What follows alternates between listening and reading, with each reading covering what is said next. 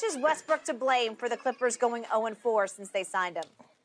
You know what I'm not going to allow on this show? I'm not going to allow you guys to slander Russell Westbrook. Ain't no like you guys. Me. No, okay, yeah, you got it. I'm not going to allow you, Skip, to slander Russell Westbrook like it's all his fault. Let's get some things clear, because I did some number crunching and dug a little deep on this question, right? Crunch. So the game against Sacramento, they gave up 176 points, right? Yes. Russ had 17 points, 14 assists in that game. They lost by 1. But the team, the Sacramento Kings shot 58% from the field, 43 from 3. How was that Russ' fault, right? The next game against the Nuggets, he had 17 points, 5 rebounds, 5 assists, 5 steals, only 2 turnovers. They lose that game. They gave up 51% field goal percentage to the Nuggets, 33 from 3. The T-Wolves shot 47% from the field. And the Warriors last night, they just ran into a buzzsaw last night, but they shot 36%. This is the Clippers now. They shot 36% from the field and 20 from 3. I just want to know, gave up 15 offensive rebounds. They had 16 team turnovers that led to 29 Warrior points. You can't point and say that that's Russell's fault.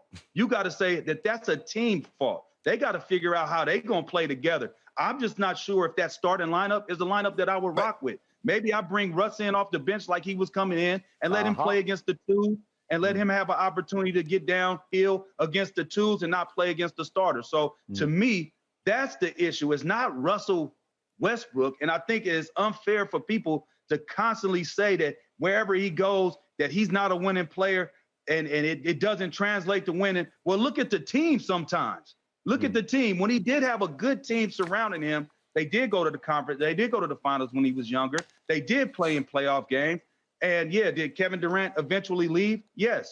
But at the same time, I'm not going to allow you, Skip Bayless, to slander Russell Westbrook and say that it's completely his fault because it's not. It's not his fault. It's a team issue. Now, has he been part of it? Because he does have 17 turnovers in those 4 games. So is he part of it? Yes. But is he the main reason? Hell no. Well, go ahead. You got on your Undertaker black. Go ahead and bury him. You gonna let me? Yeah, I'm gonna let you. Poor Eddie House has fallen into the same trap that LeBron James fell into, that Anthony Davis fell into, the Russ trap. They finally escaped the trap. I don't know how. Jeannie finally said, I will give up my 2027 first-round pick unprotected. I'll just give it up. I'll give it to Utah if you will please take him off our hands. Eddie, I get it. Everybody falls into the trap of he's a slam dunk first ballot Hall of Famer. He is more trouble than he's worth. He has loser intangibles, and he always had. He is the greatest bad basketball player I've ever seen. He has the worst hands of any point guard in the history of basketball, and I think I'll go to high school basketball level. I've never seen anything like it. Shannon Sharpe will attest. He couldn't wait to get out from under Russell Westbrook, or Russell Westbrick, as I call him. And yet Paul George had one great year alongside Russ in Oklahoma City, and he campaigned for his Clippers to go get Russ. We need a floor general. A floor general? You need a court jester? That's what he is. He's not a floor general.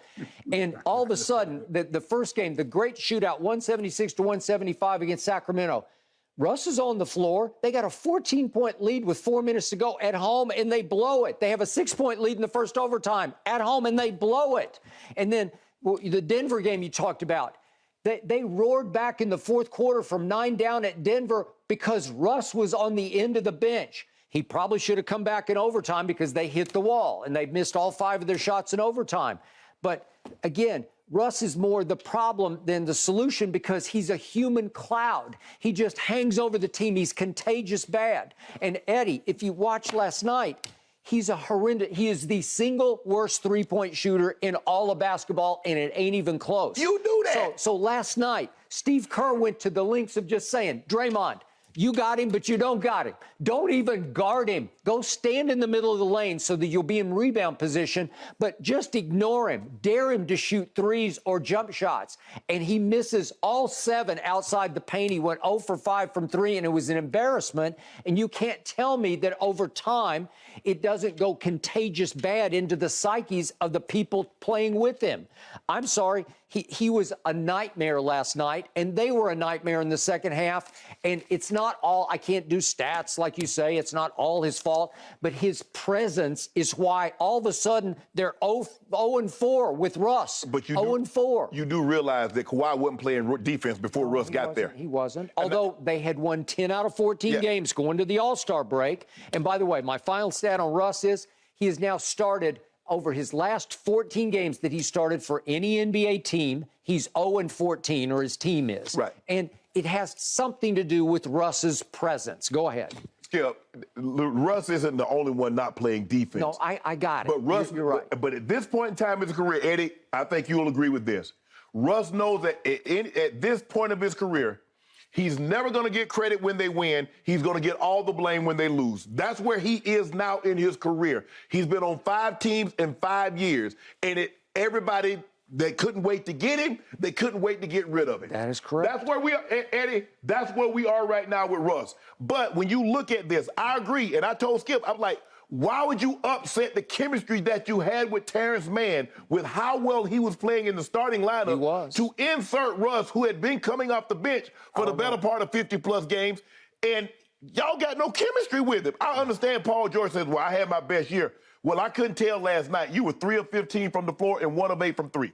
And until y'all start playing some defense, because you said they had 14, 12-point leads, well, if you play some defense, you can keep a 12, 14-point lead, which you guys don't play anymore. All right, fair point. Go ahead, Eddie. And the 6-point lead they had in overtime, like you said, and they blew that. And let's not forget, they had Kawhi Leonard, they got Paul George, right? And we all was saying when they came together, I don't know if it's a better two-man defensive backcourt or front court and small forward and shooting guard ever. This is the best one in the league. And they're losing games by not playing defense. And that's where they are supposedly hanging their hat at, and they're not getting it done. So, again, we could talk all day at length about what the Clippers' problems really are. It's not just Russell Westbrook. Russell Westbrook in that starting lineup, it is a problem to me, though. There is no spacing out there. Final quick point on this. Our man Chris Haynes last night on TNT reported that he had talked to Russ just before the game, and Russ said he still believes he should win 6th Man of the Year, even though he's now starting for the Clippers because of all the good work he did for your Lakers. You have a new teammate named Norman Powell, who I think was starting to edge ahead in 6th Man of the Year. He had a horrible game last night, but how's Norman Powell going to take it if Russ is campaigning for 6th Man of the Year? Here we go again. Well, it don't matter. Neither one of them are getting it, man. That award is going to Malcolm Brogdon. Okay. Yeah, I agree. Well, you should know. But you know what, Eddie? I think Ty Lue's gonna tell Russ, when they play off like that, take 2 dribbles and get to the free throw line and pull up and shoot the shot. Don't stand around out there dribbling the ball. They back in the paint. They at the check line, and you out there dribbling the ball at the 3-point line. Take 2-3 dribbles and get to the free throw line and pull up. You know what else you could do? What? You know what else you could do if you're a basketball player? Not saying that he's not, but when they sagging off you like that, go swing it and go set a pick. There'll be no help on the pick. You go set the pick, the dude's all the way in the lane. You just pass it, go set a pick. He's going to come off clean for an easy mid-range jump shot. Good point. I love the discussion. Eddie House, 11-year NBA vet, champion with the Boston Celtics back in 2008. Thanks for your time. Have a great weekend, Eddie. Yes, you do. Thanks for watching, Undisputed fans. Subscribe here to get the very latest from Skip and Shannon. Plus, go watch a few segments from our other shows on FS1.